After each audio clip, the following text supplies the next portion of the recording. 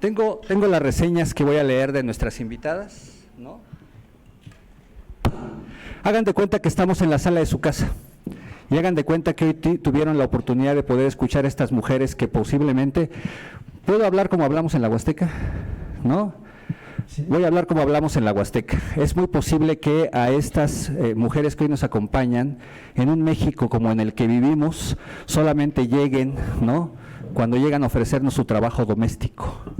Y parte de la capacidad de pensar que el mundo indígena tiene mucho que dialogar con nosotros es reconocer el valor epistémico de los conocimientos de los pueblos originarios, que sí hacen artesanía, que sí hacen buena comida, pero que también defienden el territorio, defienden la vida, defienden el agua, defienden el bosque. Y me gustaría presentar primero a Sofía Robles. Sofi, como es conocida entre todos los amigos y amigas de la lucha, ha desempeñado diversos cargos políticos y roles en organizaciones enfocadas en el desarrollo de los derechos de las mujeres indígenas, especialmente en la región Mije de Oaxaca. Ha sido titular del Departamento de Género y Mujer Mije de Servicios del Pueblo Mije en varias ocasiones y ha coordinado proyectos de desarrollo sostenible en zonas indígenas afectadas por desastres naturales. Además, ha trabajado en la Red Nacional por los Derechos Sexuales y Reproductivos de México y ha impartido talleres sobre derechos humanos, género y derechos sexuales. Sofi ha impulsado procesos organizativos de mujeres indígenas en varias redes y asambleas, además de participar activamente en el Congreso Nacional Indígena. Fue presidenta municipal de Santa María Tlahuitoltepec, Mije, en el 2012. No sé si lo sepan, pero los cargos indígenas en Oaxaca por usos y costumbres no cobran un salario. A diferencia del poder mestizo, donde la gente quiere ser presidenta municipal, gobernadora, diputada, porque hay dinero de por medio, en las comunidades indígenas el servicio es voluntario. Y de eso vamos a hablar el día de hoy. Entonces aquí está nuestra expresidenta municipal. Y ha colaborado en la creación de protocolos de actuación para la justicia electoral en casos de pueblos indígenas. Entre el 2021 y este año coordina un proyecto sobre el acceso de los pueblos indígenas al territorio como derecho fundamental en servicios del pueblo Mije, a Ayuk. Muchas gracias. Un aplauso para Sofi, por favor.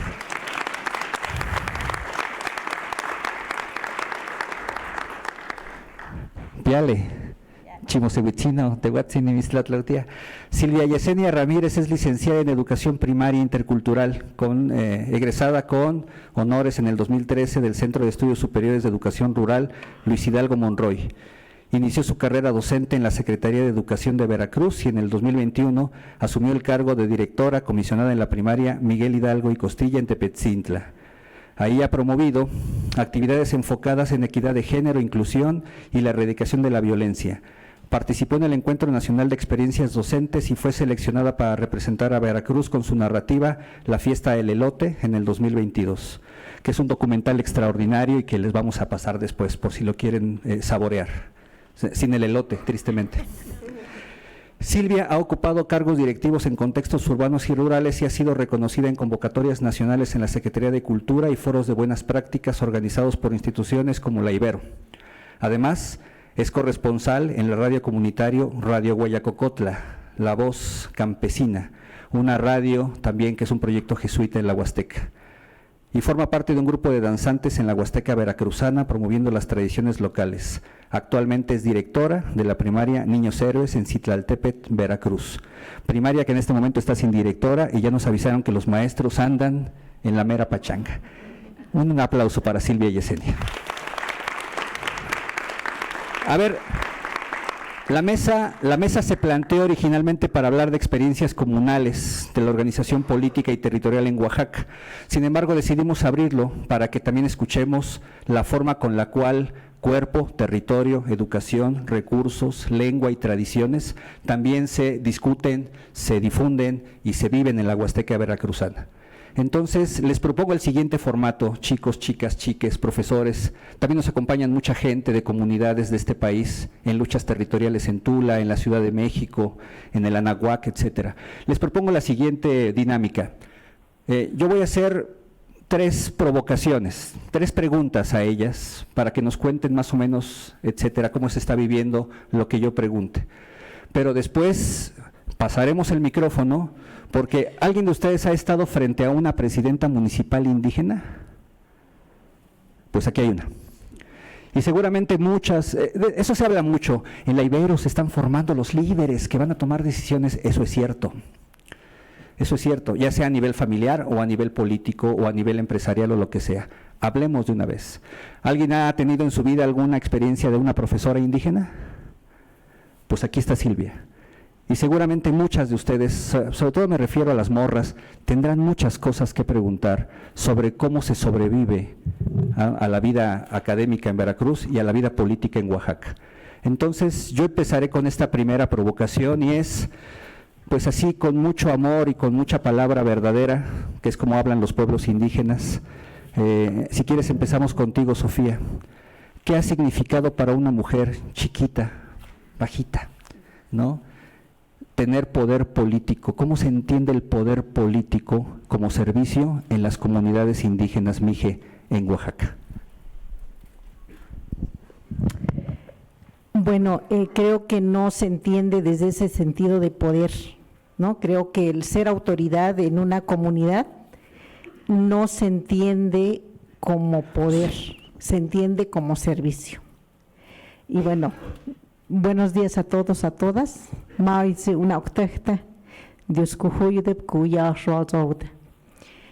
días, jóvenes. Gracias por la invitación a este espacio. Eso fue lo que dije en la lengua. Y de repente yo soy muy irrespetuosa, ¿no? Creo que es una característica que tengo que, o sea, después, ay, Dios mío, no saludé, ¿no? Pero disculpen. Entonces, el poder no se entiende, no es alcanzar el poder, llegar a ser autoridad de una comunidad o de un municipio que se encuentra en región indígena, en un pueblo indígena, no significa tener poder, porque ese cargo, ese servicio que nos da la comunidad, ¿no?, que nos da la asamblea, podemos decir que esta es una asamblea, ¿no?, en donde hay hombres y mujeres, en donde se elige a quién van a ser nuestros padres y madres, decimos ahí, ¿no? Las autoridades se convierten en el padre y madre de la comunidad, ¿no? Así, esa es la concepción de cuando estás como kudung, que quiere decir cabeza de trabajo. Entonces, esa cabeza de trabajo se convierte no en alguien que tiene que ordenar, no en alguien que tiene que mandar, sí en alguien que tiene que conducir, que dirigir, ¿no?, y que tiene que velar por su comunidad, ¿sí? Yo tengo que pensar qué cosas pueden beneficiar a mi comunidad, qué cosas pueden afectar a mi comunidad, qué tengo que hacer para que no esa comunidad viva en armonía, esté en armonía, ¿no? Entonces, en Oaxaca, en muchas comunidades, bueno, podemos decir que a nivel del país tenemos el sistema de elección a partir de partidos políticos, ¿verdad? Ese es el que ustedes conocen. Pero en Oaxaca, desde 1995, 93 y luego en 95 ya se empezó a implementar el sistema, se reconoció la forma de elección de las autoridades. O sea, desde años miles, nosotros venimos eligiendo a nuestras autoridades en asamblea, ¿sí? Pero desafortunadamente teníamos que pasar por una planilla, ¿no? O sea, llegábamos y teníamos que pasar al PRI para que nos reconociera. Bueno, después de una larga demanda, lucha, exigencia, el Estado reconoció que estábamos haciendo una simulación, ¿no? Que todos los 570 municipios de Oaxaca eran del PRI. Era una simulación total, porque 470 municipios eran, 418 municipios eran de usos y costumbres, se le llamó en ese momento, ahora, actualmente, a partir también de reivindicar que en todo el mundo hay usos y costumbres y que una forma de elección asamblearia no puede llamársele usos y costumbres, ¿sí? Sino que es todo un sistema, y por eso actualmente se llama Sistema Normativo Indígena. No sé si hasta aquí la dejo. No, de una vez, ¿qué tan fácil o qué tan difícil ha sido hacer política al servicio de las comunidades sin los partidos políticos? Es una práctica que los pueblos ya teníamos desde hace mucho tiempo. Entonces, más bien luchamos para que los partidos políticos no nos dividan, ¿no? O sea, los partidos políticos en las comunidades son una amenaza, ¿no? Porque los partidos políticos no quieren perder. Entonces, es fácil porque ya tenemos esa concepción, ya tenemos esa mentalidad, ¿no? Ya sabemos que el vivir en una comunidad,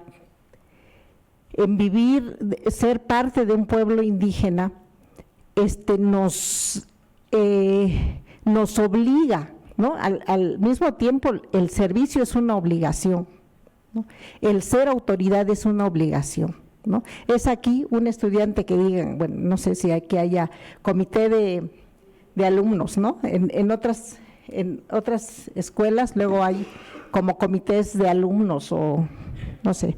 Entonces, en cualquier alumno o el jefe de grupo, vamos a decir, ¿no? Si yo estoy en un grupo, a mí me puede tocar ser jefa de grupo o a cualquiera le puede tocar ser jefa de grupo, ¿no?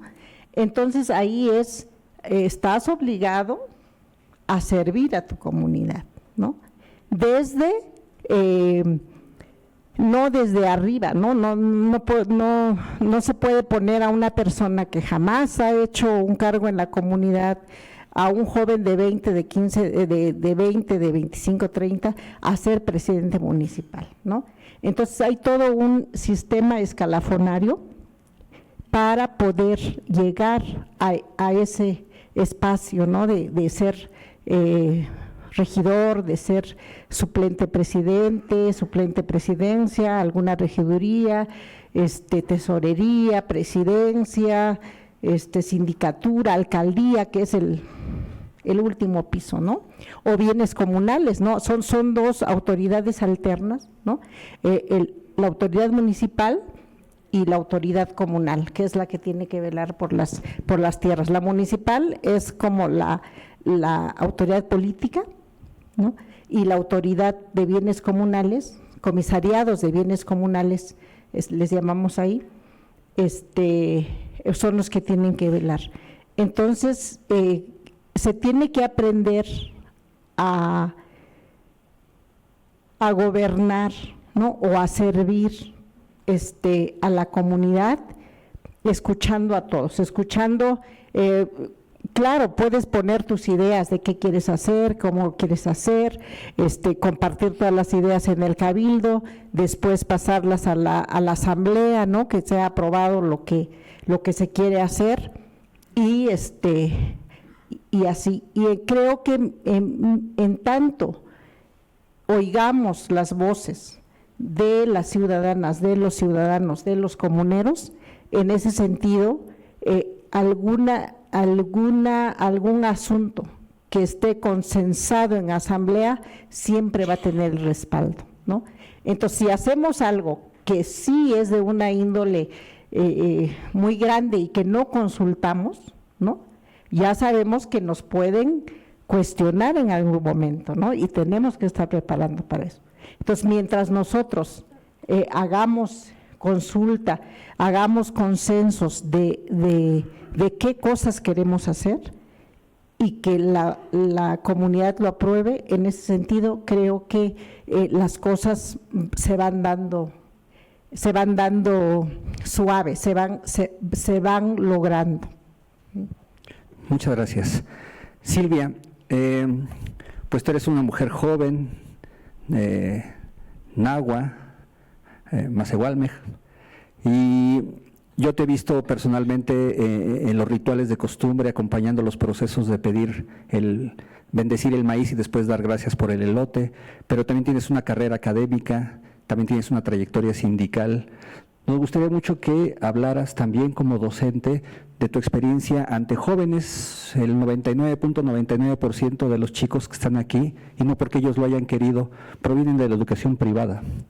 ¿Qué significa ser maestra indígena? ¿Qué significa la educación para los pueblos indígenas? ¿Qué significa la experiencia de transmitir conocimiento como forma de lucha, de defensa de la lengua y de defensa del territorio, Silvia? Adelante, Tlaxcamati. Quintipano, Tlaxcamatimiac, Tlamachtiquetl. Muy buenos días y muchas gracias a todos y todas por la oportunidad de la palabra.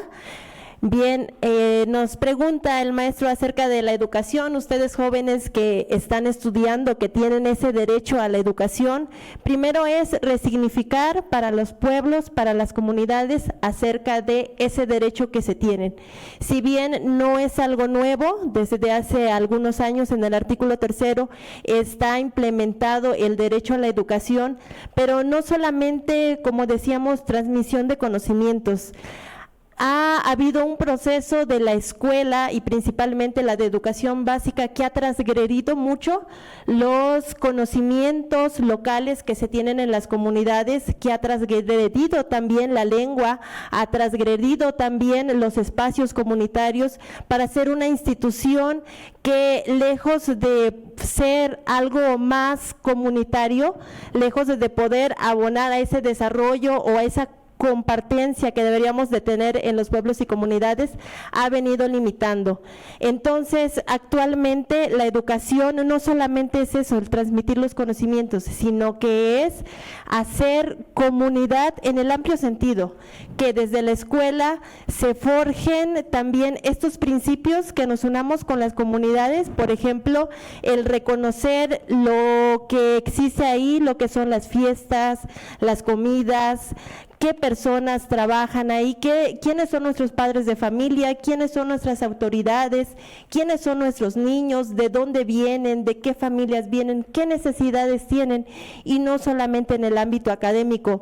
No me voy a basar solamente en un currículum que viene a nivel nacional y que viene estandarizado para todos y transgredir todo eso que ya se tienen, sino que es hacer equipo, es hacer comunidad y sobre todo también es irnos enrolando en la temporalidad que tiene la comunidad. Es decir, hablamos principalmente de las fiestas. Si en nuestra comunidad donde estamos brindando nosotros el servicio educativo tienen a cabo una fiesta que es muy importante para ellos, nosotros como institución no vamos a estar ajenos a ellos, no vamos a estar del otro lado y decirles pues hasta aquí está el límite.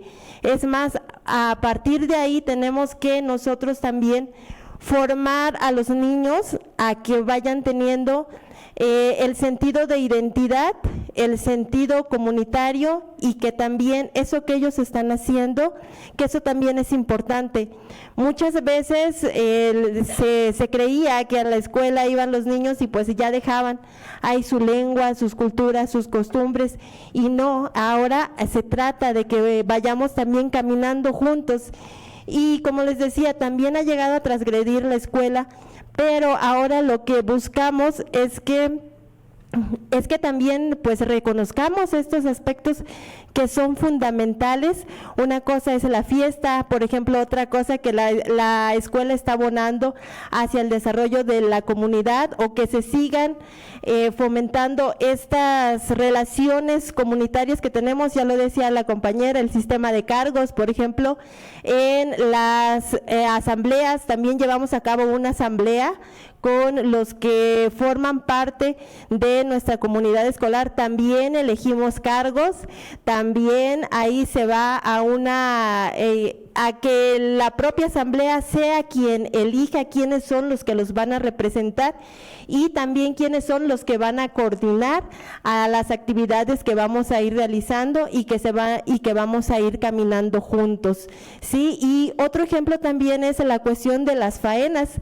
En la escuela pública no tenemos personas que nos hagan los aseos, no tenemos personas, o en la mayoría de los casos, que mantengan la limpieza, las áreas verdes que tenemos, no tenemos personas que nos apoyen de ese sentido. Entonces tenemos que hacer equipo con nuestra comunidad escolar, con nuestros padres y madres de familia, que ellos también retoman ese sentido comunitario y que a través de eso pues se van organizando las faenas, se van organizando los roles también de guardia, que ya es algo que se hace dentro de la comunidad, que solamente lo estamos incluyendo acá en el sistema educativo que estamos llevando. Entonces sí, es ir caminando juntos, es no mantener nuestras puertas cerradas, sino que darle paso a la comunidad en general, porque podemos obtener varias experiencias de los actores de la comunidad que vienen hacia adentro de nuestras aulas, hacia adentro de nuestras escuelas, y que podemos ir también inclusive desarrollando proyectos pedagógicos que nos sirven para el aprendizaje de los niños, a la vez que también vamos desarrollando el sentido de pertenencia hacia la comunidad en la que estamos perteneciendo. Gracias, Tlaxcamatipiac. Si se dan cuenta, tanto Sofi como Yesenia vinieron vestidas con sus, en otomí se dice, shija, con sus pieles, que son los trajes típicos. La blusa de Tlahuitoltepec, para que la vean, ¿no? Es esa mera.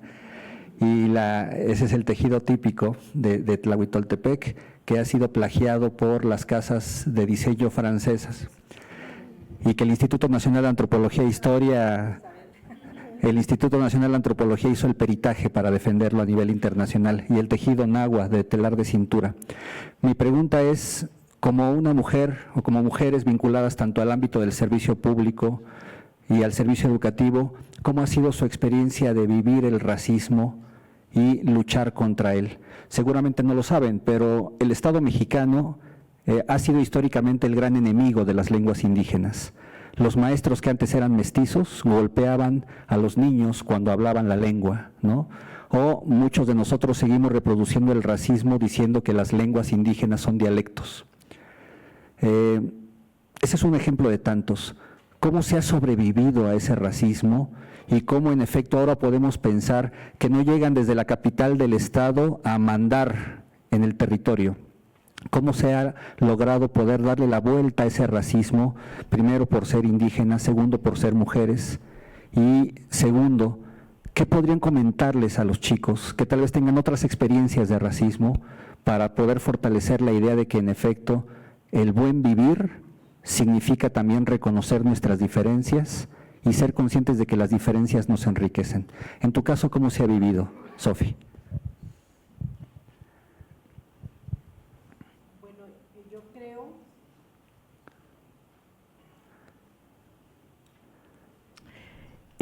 Yo creo, bueno, yo tengo más o menos 40 años de venir formándome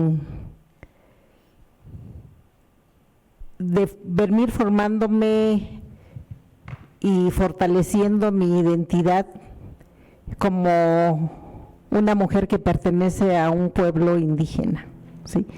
Y me siento muy orgullosa de ello, ¿sí? A mí no me avergüenza decir que soy zapoteca, de origen zapoteca, hablo zapoteco, pero también soy mije, ¿no? Tengo más de la mitad de mi vida viviendo en Tlahuitoltepec y trabajando con pueblos mijes, con comunidades mijes, y precisamente la organización de los pueblos surge a partir de que son discriminados, ¿no? De que son no atendidos, no son relegados en materia educativa, en materia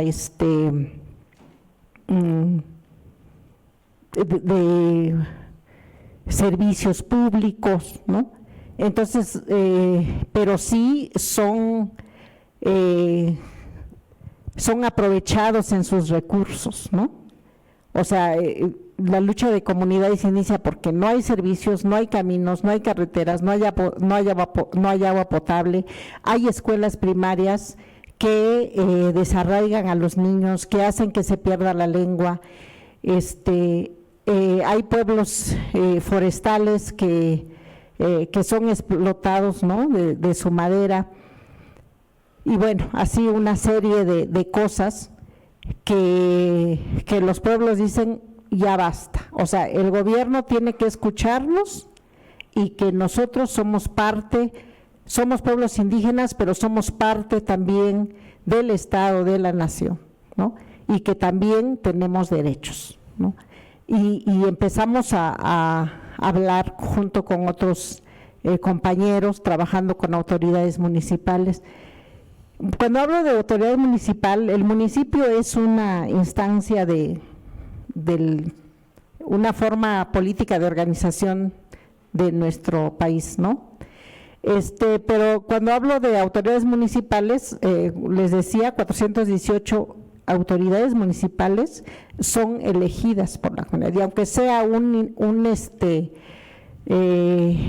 una categoría instalada por el Estado, las autoridades son nuestras, porque nosotros las nombramos, ¿no?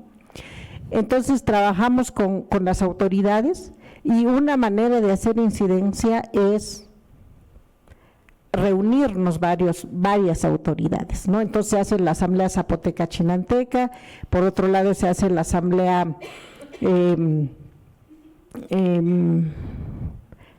la SAM, pero antes de la Asamblea de Autoridades Mijes también hay el Comité de Defensa de los Recursos Humanos y Culturales Mijes. En la Sierra Juárez está ODRENACI, la Organización de Defensa de los Recursos Naturales de la Sierra Juárez, ODRENACI, ¿no? Entonces, desde estos espacios de organización de las autoridades, se reivindica la identidad de los pueblos, el derecho de los pueblos y la exigencia a ser escuchados. Entonces, solamente de esta manera el gobierno nos escucha, ¿no? Hacemos que el gobernador se siente con sus secretarías a escuchar las demandas de los pueblos, ¿no? Creo que esa fue una primero nosotros nos platicamos en nuestras asambleas regionales, ¿no? Y después decimos vamos a pedir audiencia a la autoridad y nos la tiene que dar porque nos la tiene que dar, ¿no? Porque somos parte y además somos la mayoría de sus municipios. Y además, por ejemplo, al INE no le costamos nada, las elecciones de los pueblos indígenas al INE no le cuestan nada, ¿no? Porque no hay dinero para campañas, porque no es nuestra forma, ¿no? Entonces estamos haciendo un aporte también al país, ¿no? Entonces creo que estas formas de segregación o de asimilación que tienen las políticas públicas, ¿no? De decir, de no reconocer la existencia de 62 pueblos a nivel nacional y en Oaxaca de 16 pueblos indígenas, ¿no? El Mije, el Zapoteco, el Mixteco, el Chatino, el Zoque, el Guave, 16 pueblos en Oaxaca. El no reconocer y decir todo va igual para todos y la política es igual para todos, pero no reconocer esas diferencias, no reconocer esa diversidad, ¿no? En ese sentido, pues no se reconocen esos derechos, ¿no? Y esa ha sido una lucha larga y que pues que vamos avanzando, ¿no? En Oaxaca primero se reconoce el tequio, se reconoce la existencia de los pueblos, luego en los 2001 todo también, ¿no? El levantamiento del Ejército Zapatista de Liberación Nacional, ¿no? Que pone en evidencia al mundo todos los rezagos que hay, y las reformas constitucionales, ¿no? Que poco a poco van reconociéndonos, pero que a final de cuentas nosotros existimos porque tenemos esta forma de organización, y con reforma y sin reforma seguiremos existiendo.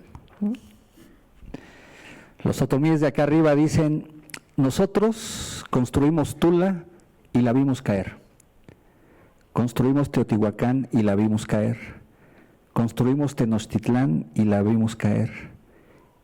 ¿Y qué creen? La mayoría de los albañiles que levantaron Santa Fe son otomíes, y es posible que un día también la vean caer. O sea, seguirán aquí los pueblos indígenas.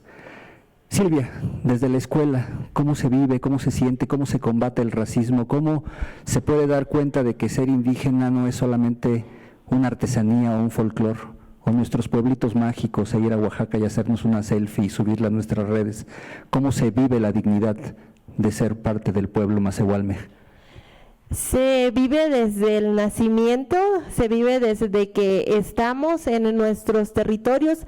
Es una parte bien importante cuando nosotros vamos agarrando la raíz, cuando vamos primero no alejándonos de nuestros abuelos, de nuestras abuelas, que ellos son quien también desde pequeños nos van dando esa fortaleza, y que ellos nos van enseñando el camino de la organización, el camino que ellos han llevado, el camino acerca de sus luchas. Hablábamos de movimientos, también la experiencia que ellos tienen acerca de la revolución. Allá en mi pueblo, mi abuelo me contaba mucho acerca de cómo el abuelo de él fue parte de esta revolución, parte que él vino de una parte de Hidalgo, de Huautla, que en este movimiento que hubo, después se vino a asentar a Veracruz, y de Veracruz pues vino a formar la nueva rama, y entonces conocemos esa raíz que viene, y eso es lo que nos va dando fortaleza también a nosotros para que sigamos resistiendo. Se vive el racismo, se vive el clasismo todos los días, y también lo vivimos entre nosotros mismos. ¿Por qué no? También sucede entre los propios originarios de estos lugares, también así es. Sin embargo, cuando tenemos nuestras raíces bien fortalecidas, este sentido de identidad que es bien importante, y que nosotros también desde una institución pública tenemos, o más bien es parte de lo que deberíamos de estar haciendo, también irlo fortaleciendo con nuestros pequeños. También esto nos va ayudando para que nosotros sigamos resistiendo ese racismo, e inclusive transformándolo, porque pues ahorita vengo, les comparto mi experiencia, y estoy en un cargo, pero en ese cargo no tampoco es que lo haya tenido de la noche a la mañana, sino que también he pasado por un proceso para llegar hacia eso. Y ahora, ¿qué me corresponde a mí? No seguir transgrediendo esto que ya les he contado, esta historia de la educación pública, sino que al contrario también ser parte de ellos, valorarlo, resignificarlo, que es lo que actualmente nos estamos levantando. Y también siguen las luchas. Hablábamos del agua principalmente, que tenemos situaciones del agua, a pesar de que tenemos los ríos ahí cerca en la Huasteca. Nos comentaban ahorita que pues sí, hay mucha vegetación, está muy verde, tenemos los ríos, pero ¿qué pasa? En nuestras casas el servicio de agua potable es deficiente, y llevamos una semana, 2 semanas, 3 semanas, 4 semanas sin el servicio de agua potable. ¿Qué hicimos ahí en la comunidad a la que yo pertenezco, y principalmente liderado por las personas que tienen más experiencia? Primero se fue por lo legal, primero hablamos en reuniones con los encargados, se tomaron acuerdos, no se respetaron esos acuerdos, volvimos a dialogar, siguieron sin respetarse los acuerdos, se les dio se les dijo que si no nos hacían caso se iban a tomar otras medidas, como tomar las carreteras, estas vías públicas, y a estos días no es algo que ya se haya acabado, sino que es algo que está sucediendo y que se hizo pensaron que los pobladores ya no estaban organizados, porque también sucede eso, también sucede la desorganización, pero siempre tenemos los mayores que empujan y que son los que están ahí al principio. Se hizo el bloqueo, se hizo la manifestación y después de largo tiempo, ya hasta en la tarde, se empezó desde temprano, desde las 6, 7 de la mañana y hasta las 5 de la tarde bajaron, cuando les quedaba a 20 minutos la oficina que era la encargada de ese suministro de agua, y no habían ido a resolver el asunto, sino que se tardaron y para poder llegar. Entonces es ese empuje que se está teniendo, y actualmente pues no es folclor, no es qué bonita blusa, no es qué bonito se ve este lugar con lo verde, no es qué bonito río, sino que es esa organización que desde pequeños también se nos va fomentando, y que sobre todo los abuelos, las abuelas, que son parte vital. No es que ya los abuelos ya nada más están ahí para contar historias, sino que son los que están ahí, los que también están organizando, los que también están orientando, y eso es algo que siempre tenemos que nosotros tener presentes, y es algo que ya estando, por ejemplo, nosotros desde la trinchera en que ahorita estamos, pues tenemos que seguir abonándolo. Decía, hay dos frases de Porfirio Díaz que me llaman mucho la atención. La primera es: a los indios hay que darles todas las sopas, menos las de letras.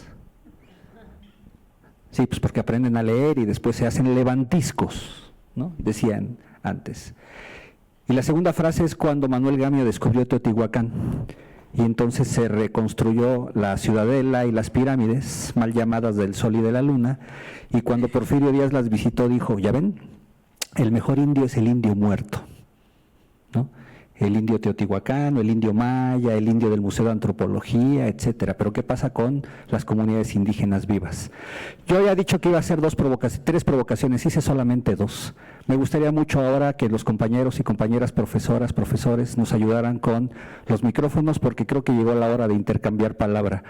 Quiero decirte, Sofi, quiero decirte, Silvia, que muchas y muchos de los compañeros aquí presentes también salen el 8 de marzo y toman la calle, sobre todo las morras, ¿no? Quiero decirte que muchos y muchas de ellas también han levantado la voz en la Ibero contra casos de acoso, de abuso, de prácticas no necesariamente buenas.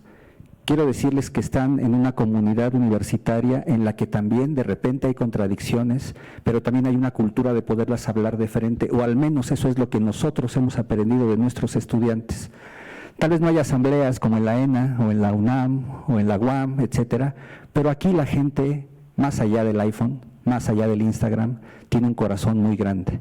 Entonces vamos a dialogar de corazón a corazón, y tenemos ya una primera participación. Están levantando las manos para que podamos hacer el diálogo. Por favor. Yo soy oaxaqueña, vengo de la costa, soy parte de una comunidad indígena. Justamente todo lo que se habla son cosas que yo también he vivido a diario con mi comunidad, y justamente el hecho del racismo, que muchas veces es hecho por las propias personas, que sería el colorismo de ver al hombre de color blanco, el hombre turista, el que no tienen que ser nunca tocado, nunca molestado, porque donde yo vivo, que es la costa, la región de la costa, es donde más se suele vivir todo este tipo de cosas. Y también cómo es que se siente el hecho de que las escuelas de habla indígena vayan desapareciendo, de que los alumnos dejen de tener ese interés, de que quieran modernizarse, quieran escaparse a las grandes ciudades para no sentirse avergonzados de esa raíz. ¿Cómo es que se siente ver que esas nuevas generaciones van olvidando esas raíces que tanto se lucha por mantener? ¿Alguien quisiera responder para empezar el diálogo? No, con este.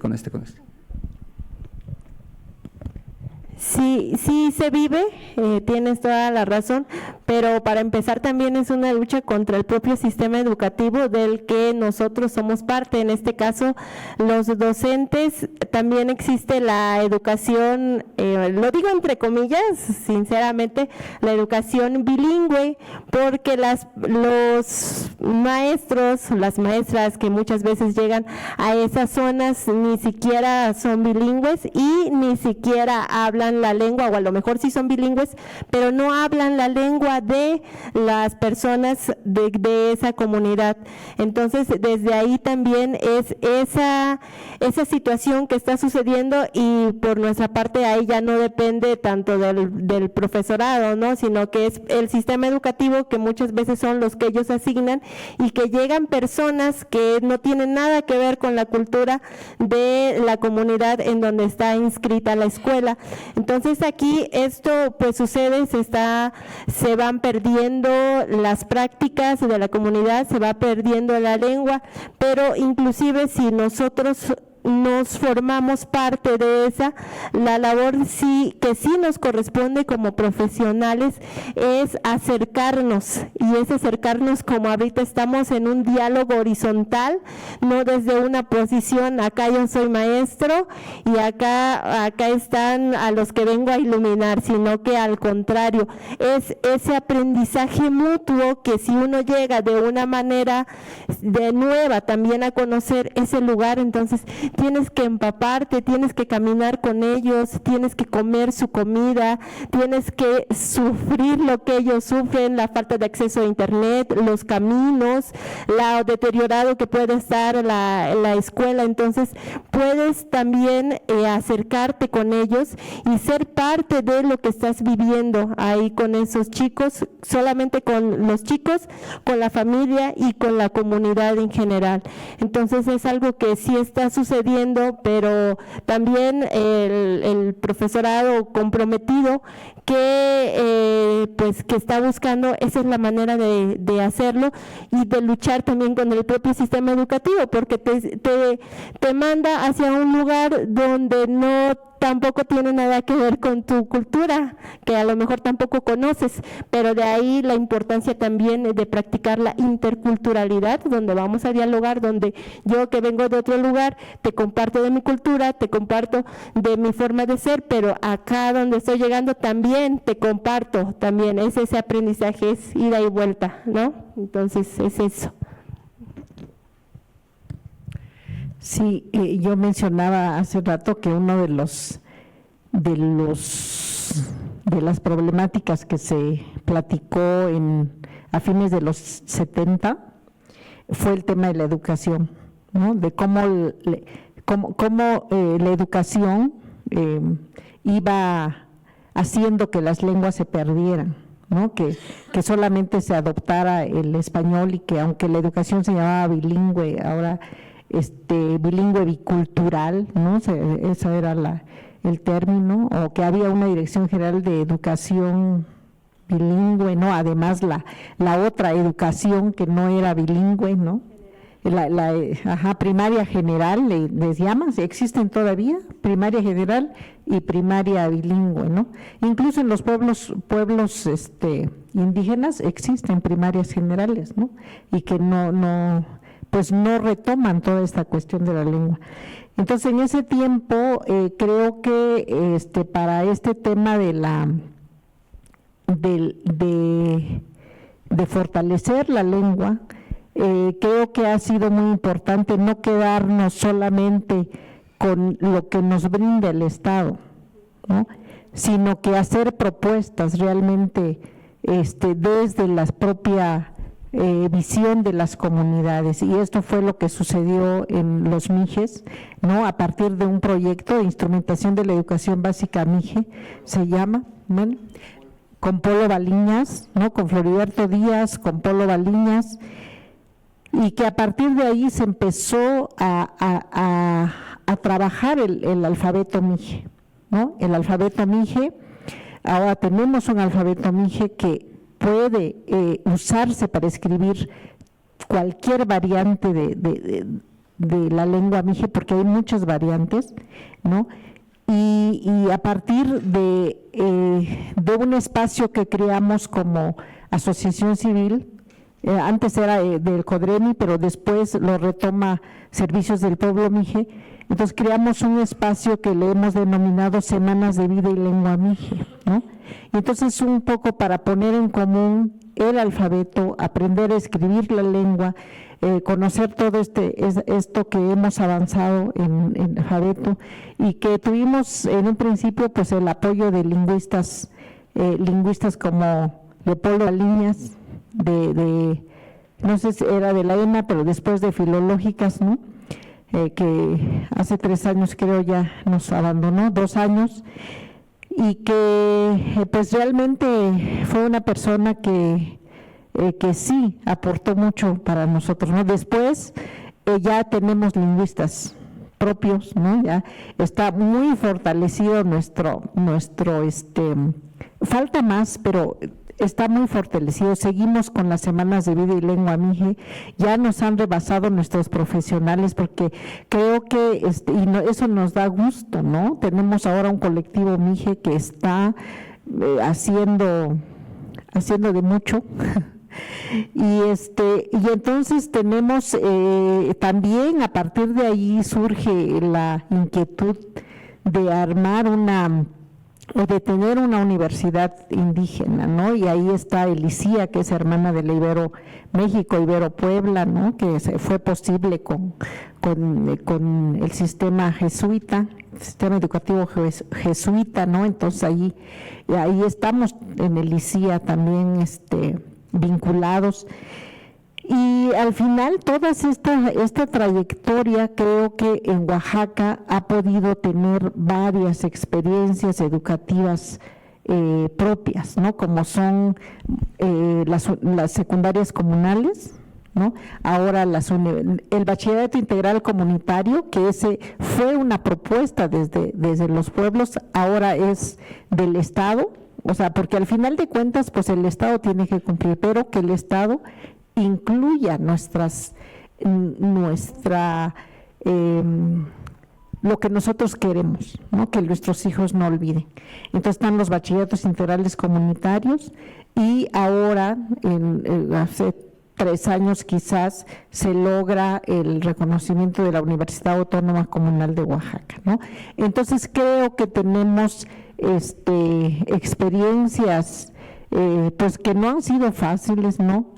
O desde Tlahuitoltepec, desde los 80, la década de los 80, se creó la secundaria. Queríamos una secundaria comunal, porque yo llegué en el 84, ya llegué casi cuando estaba cerrándose la secundaria comunal El Sol de la Montaña, pero se quería una secundaria comunal y el Estado no tenía esa categoría, y decía, no, solo puede ser particular, ¿no? Y así se inscribió secundaria comunal El Sol de la Montaña, pero tuvo una clave particular porque no había esa categoría de comunal, ¿no?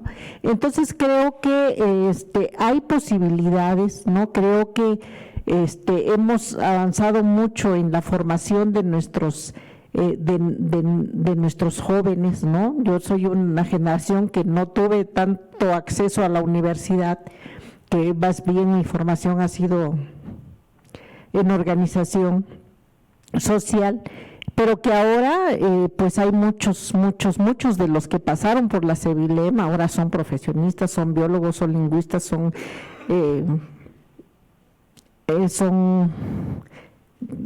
otras carreras, y que están contribuyendo en sus comunidades. Creo que ese es algo importantísimo, ¿no?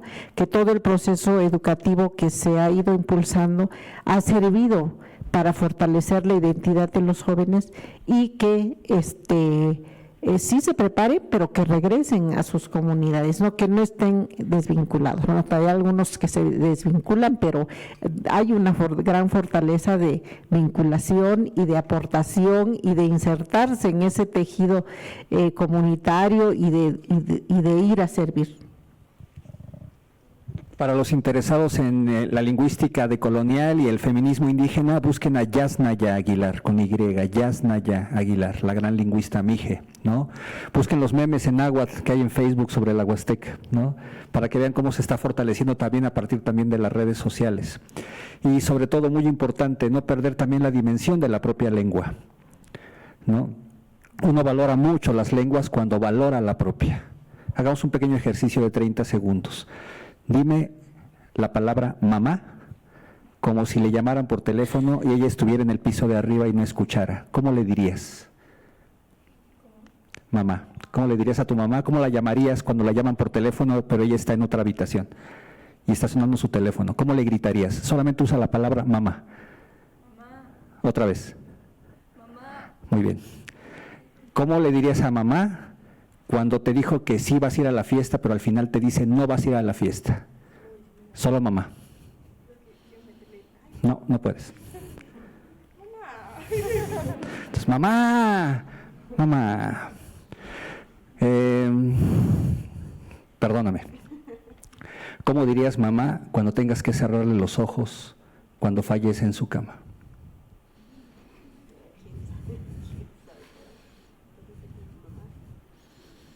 ¿Se dan cuenta?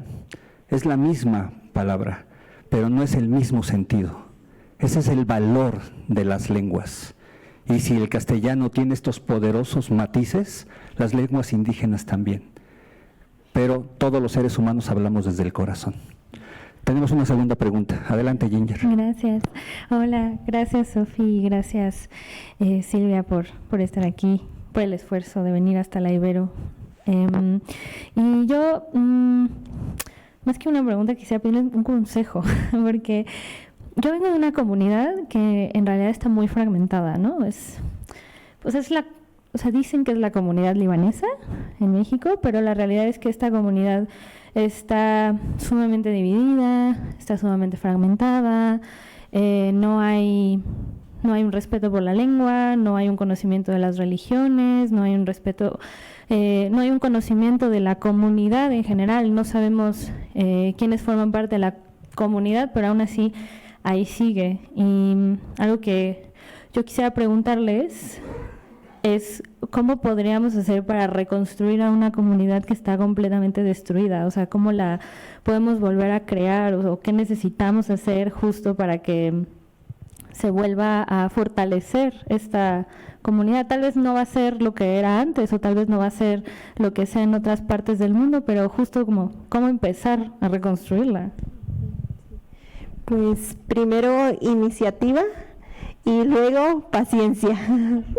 Paciencia, sí, porque no es un proceso que suceda de la noche a la mañana, sino que también uno estar consciente y pues ir poco a poco, y también pues es como los tejidos que estamos nosotros portando orgullosamente, que es hebra tras hebra, se van sumando uno tras otro, y que pues ese impacto que vas teniendo en alguna persona, pues a lo mejor no vaya a ser tan rápido esos pasos agigantados que uno quisiera, pero pero va sucediendo, y a lo mejor en algún lado ya se reconstruyó, pero por el otro ya se volvió a abrir, pero sí hay que persistir y hay que caminar en este andar, en esta reconstrucción. Bueno, eso es lo que yo puedo sugerir. Quizás también sea importante como la memoria, ¿no? No perder la memoria. Ya se decía ayer que la cultura cambia, o sea, no vamos a tratar como, y los pueblos, la lucha de hace 40 años, pues era distinta a la de ahora, ¿no? O sea, vamos caminando, vamos cambiando, pero sí es muy importante como no perder la memoria, conservar, tener presentes los rasgos que caractericen a la cultura libanesa, ¿no? Y practicarlos de alguna manera desde tu familia, ¿no? O con los más cercanos, cómo hacer, cómo mantener vivo esto, ¿no? Entonces yo creo que pues si tú, tu familia lo hacen, a lo mejor, bueno, ahí en Oaxaca somos muy fiesteros, ¿no? Muy fiesteros, muy, bueno, todos los pueblos indígenas, la fiesta para nosotros es algo importantísimo y son espacios de convivencia, espacios de apoyo, espacios de colaboración. Entonces creo que algún aspecto que te vaya uniendo con nosotros, ¿no? O sea, si yo me quiero encerrar en mi burbuja, decía Feli en la mañana, ¿no? O sea, no tengo que encerrarme en mi burbuja. O sea, si yo quiero aislarme, pues sí, me podría aislar, pero si yo quiero integrarme, si yo quiero relacionarme, si yo quiero que conozcan, que mis hijos, que mis hijas conozcan mi cultura, pues tengo que integrarlos, ¿no? Muchas gracias. Las comunidades judías en México tienen un ejercicio que se llama el Shorashim, que es en los colegios pedirles a los chavos que investiguen de dónde llegaron, ¿no? Ashkenazis, sefardíes, etcétera. Y es un ejercicio que reivindica la memoria como un espacio sagrado también de diálogo, ¿no? Las comunidades judeoárabes, por ejemplo, que encuentran estas capacidades también para poder entender el Mediterráneo, entender el Medio Oriente, ayuda mucho. Creo que la memoria también es un poderoso ejercicio de reconciliación y más en los tiempos que corren. Tenemos una tercera pregunta por acá, pero no sé dónde. Tampoco. Allá está. Más que una pregunta, buenos días. Más bien me gustaría hacer un hincapié en lo que se ha comentado en este momento. Creo que para reconstruir el tejido social tendríamos que empezar por entender que todos somos personas, que todos valemos, que todas nuestras vidas son dignas de ser vividas, y que todos somos iguales. Después de ello, también me gustaría comentar acerca de que nuestro mundo está en un constante proceso de transformación y que así como ahora estamos separados, ¿no?, en nuestras ideas, en las cosas que creemos, también nuestro país ha pasado por diferentes momentos. El que después de la revolución, y quisiera tocar un poco de tema histórico, el que hubiera terminado destrozado por muchísimos años de revolución y que se buscara la unificación para darle sentido a este país. Se pensaba que las culturas indígenas eran un ancla que no permitía la carrera por el desarrollo y el progreso del país, que era lo que estaban buscando las naciones, las potencias. Entonces, se buscaba en la tecnología y se buscaba diluir a los pueblos indígenas para que permitieran el desarrollo del país y que pudiéramos avanzar en este desarrollo y progreso. Entonces, las primeras bases del indigenismo era pues diluir a las etnias para que se integraran. Para ese entonces, a principios del siglo XIX, el 70% de este país era indígena. Y entonces se necesitaba precisamente que esos pueblos indígenas trabajaran en el desarrollo del país. Pero después, se buscó en la educación maestros. Primero se buscó que maestros entraran a las escuelas, ¿no? Maestros que no fueran indígenas, para que hicieran los cambios. No se les permitía precisamente a los niños hablar sus lenguas, y después se dieron cuenta de que era más benéfico en este sentido, pues traer maestros de los pueblos indígenas a las ciudades para que aprendieran la urbanización, las costumbres de la ciudad, y después los volvían a integrar en sus escuelas para que hicieran los cambios, ¿no?, en este desarrollo por el progreso. Pero también las ideas han ido cambiando y se vio la importancia de los pueblos indígenas en el sentido de que le daban también sentido al país, le daban una identidad, porque además la búsqueda de la identidad se basó en los pueblos indígenas. Entonces, hasta ahí quisiera mencionar, pero me alegra mucho el que también haya habido cambios, pero esos cambios se han dado a través de los pueblos. Qué bonito. Los textiles son los códices que la colonia y los evangelizadores no pudieron quemar. Y ahí están los textiles, ¿no?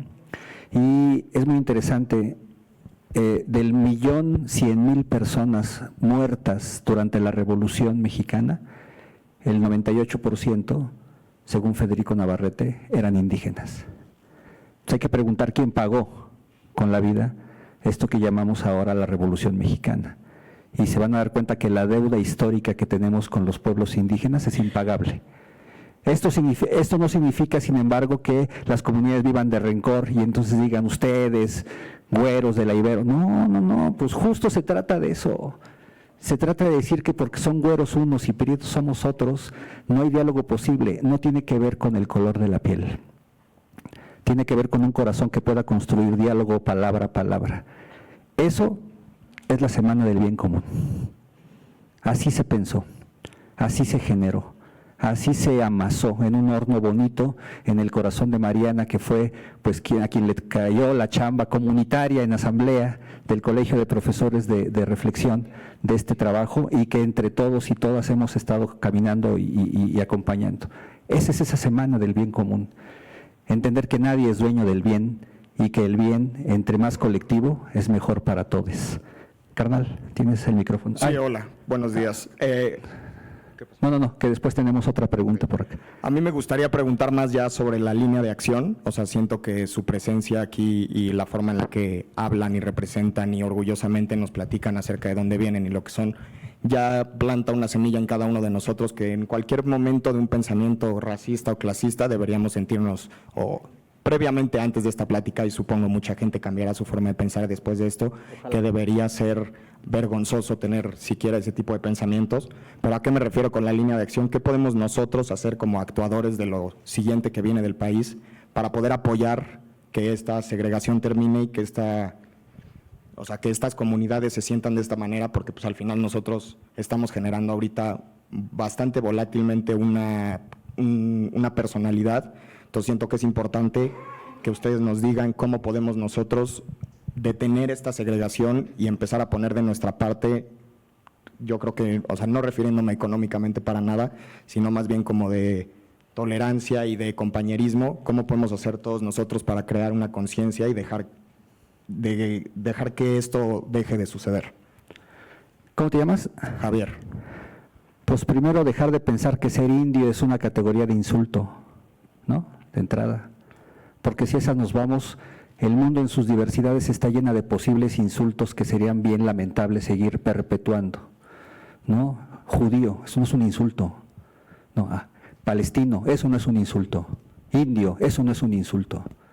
En la medida que nuestro propio lenguaje vaya incluyendo estas posibilidades, vamos a ir como reconstruyendo estas capacidades de poder reconciliarnos, Javier. Segundo, y ahorita paso la palabra porque no quería dejar de actuar como profesor de reflexión. No, pues claro, porque siempre es bien complicado, ¿no? Que llegan a las clases de reflexión y, reflexión, ser persona, ¿para qué? ¿Qué pinche hueva? No. Pues para esto, carnal, para echarle piense colectivo y hacer una milpa de conocimiento. Para eso, Javier. Y con esta aportación creo que nos sentimos satisfechos y satisfechas de que la Semana del Bien Común está sembrando semilla. Segundo, Javier, si tú vinieras a Lelosóchitl en mayo, a Tantoyuca o a Izhuatlán de Madero o a Chicontepec, o si vinieras acá a los pueblos otomíes de la Marquesa, ¿no? Por ahí del 15 de agosto, si fueras a Santa María Tlahuitoltepec para la mayordomía, sin preguntarte quién eres, lo que te dirían es, allá en el güero del Javier, tráiganselo para que coma. ¿Ya comió, joven? ¿Ya bebió? ¿Ya se echó una cervecita? ¿Ya descansó? Esta capacidad de los pueblos para que todos tengamos derecho a la comida, a la comensalidad, a la compartencia, es justamente lo que reivindica la humanidad. Es lo que hacen muchas religiones en sus rituales, la comida como principio de humanidad. Entonces, lo que yo te recomendaría es eso. Primero, ir abatiendo estas fronteras lingüísticas del desprecio y el arrinconamiento. Y segundo, empezar a compartir.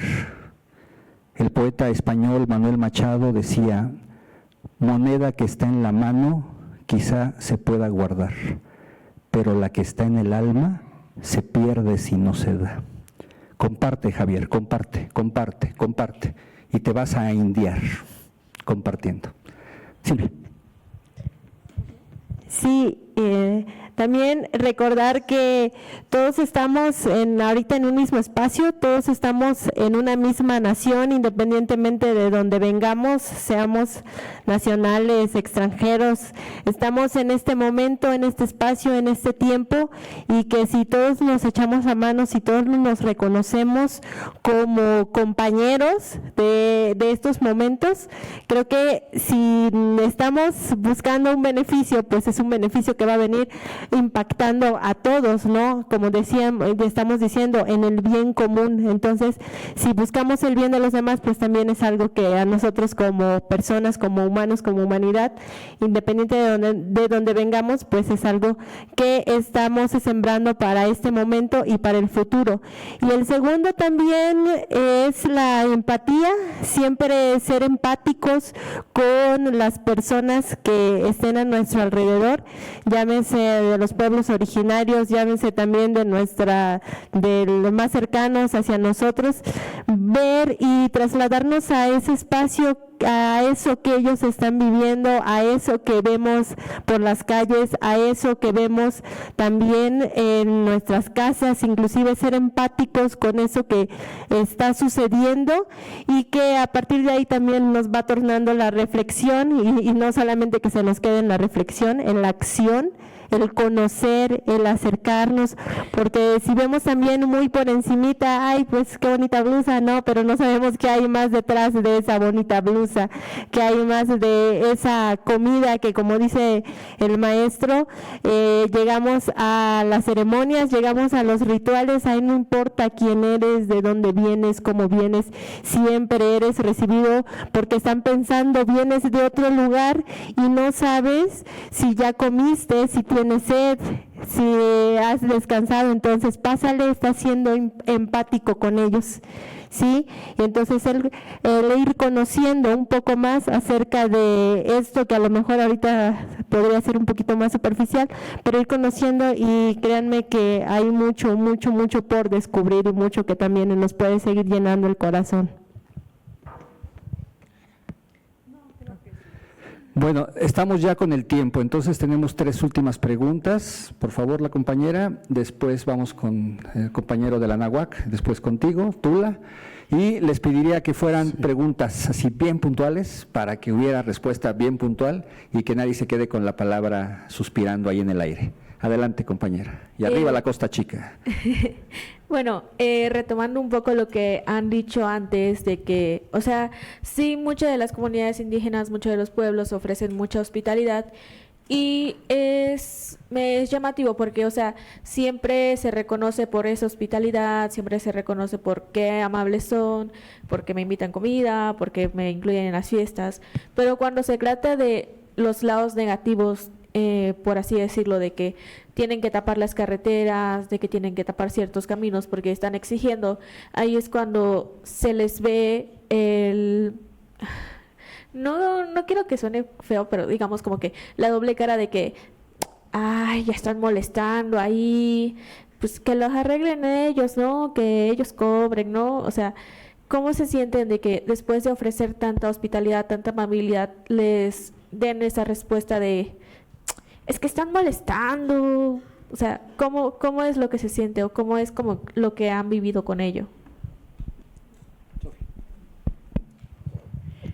Bueno, creo que es muy buena tu reflexión, ¿no? Y aprovecho de decir qué es lo que hay que hacer. Creo en estos casos, primero, reconocernos diversos, ¿no? Que somos diversos, que tenemos una cultura distinta, ¿no? Que pertenecemos a distintos pueblos indígenas o a la sociedad no indígena.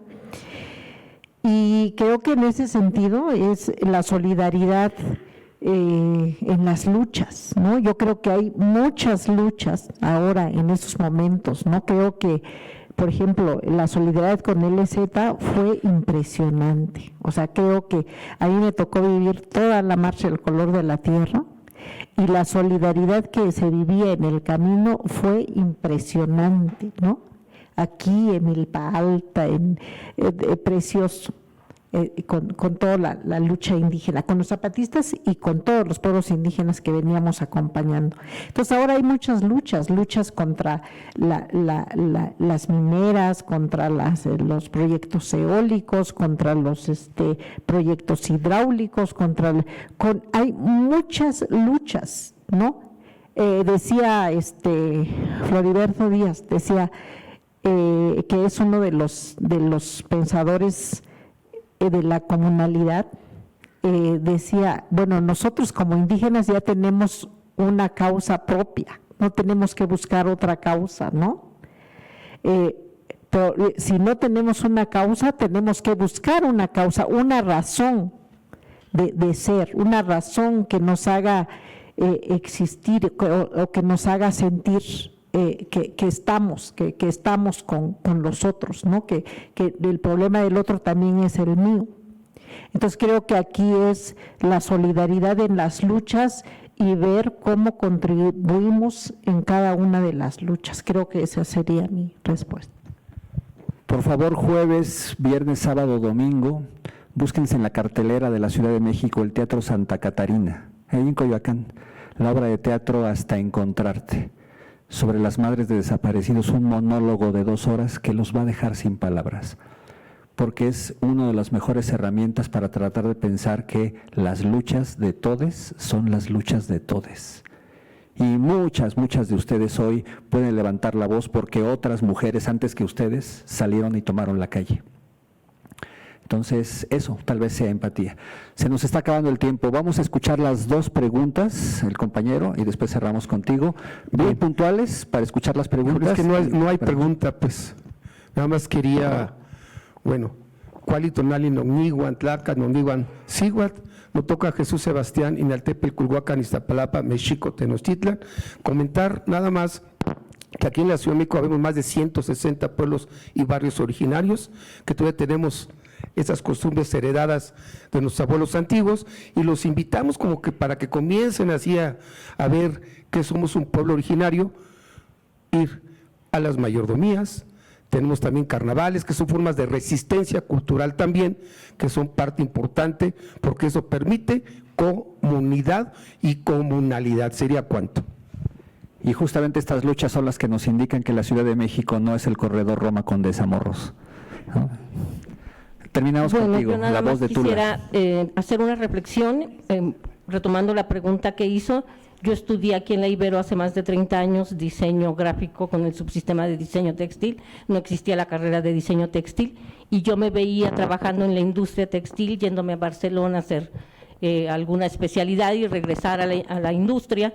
Cuando yo conocí, hace rato que platicábamos, la Huasteca veracruzana, ahí me di cuenta que nunca más quería estar en una fábrica, porque el generar yo un estampado en base a su iconografía textil le restaba el valor de su trabajo que era hecho a mano, y entonces ahí yo dije, válido quien quiera, pero finalmente yo no podía, que es lo que hacen las casas famosas de moda, el transgredir el valor de su iconografía, y a partir de ahí yo empecé a trabajar con grupos de artesanas náhuatl, tzotzilles en Chiapas, en la rama textil, pero la naturaleza de la región de la Huasteca, el verde de la Huasteca, después en Chiapas.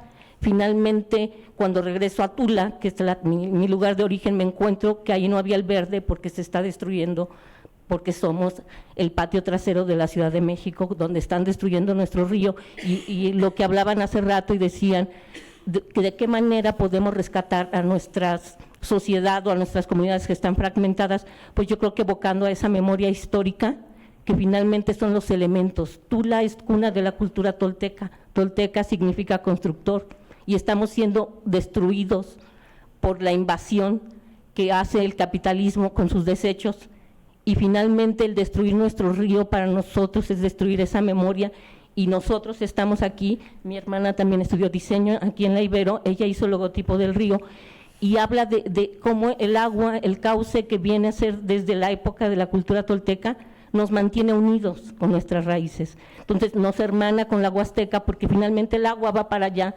nos hermana con Chiapas, que aunque está tan lejos, y entonces cuando yo estaba estudiando, yo no veía todo eso, yo veía pues lo que yo tenía aquí de alguna manera, porque no conocía. Entonces lo que preguntaban es de qué manera, pues integrándonos, viendo campos de desarrollo más allá de los convencionales, más allá de lo que tal vez cuando yo crecí veía de una manera que me gustaba el diseño de modas y todo lo textil, y finalmente eso ha sido parte de mi aprendizaje para llegar a las personas que hoy nos muestran su riqueza y que nos impulsan a integrarnos a ellos, a sus problemáticas, y que puedan identificar qué problemática hay en cada región, y a partir de mi perfil profesional o de lo que yo puedo desarrollar, puedo ayudarlos, lo decía bien hace rato, en sus problemáticas, a tener esas soluciones, porque si no lo hacemos juntos, pues no vamos a poder solos. Entonces, pues felicidades el que estén aquí escuchando, y pues que la Ibero abra estos espacios, lo comentábamos, y no en todos los lugares hay estos espacios de reflexión,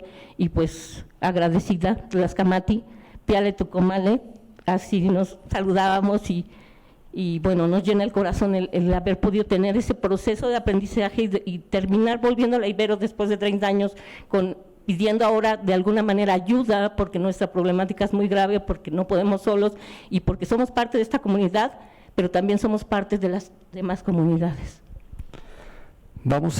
Estamos sobre el tiempo, entiendo que se tienen que ir corriendo porque estamos en finales y la vida es bien difícil, ¿no? Sí, está duro. Tres cosas finales, chicos, chicas, chiques. Primero, gracias por haberse quedado y abierto el corazón. ¿Qué se siente estar sin el Instagram 2 horas? ¿Se murieron o algo? No.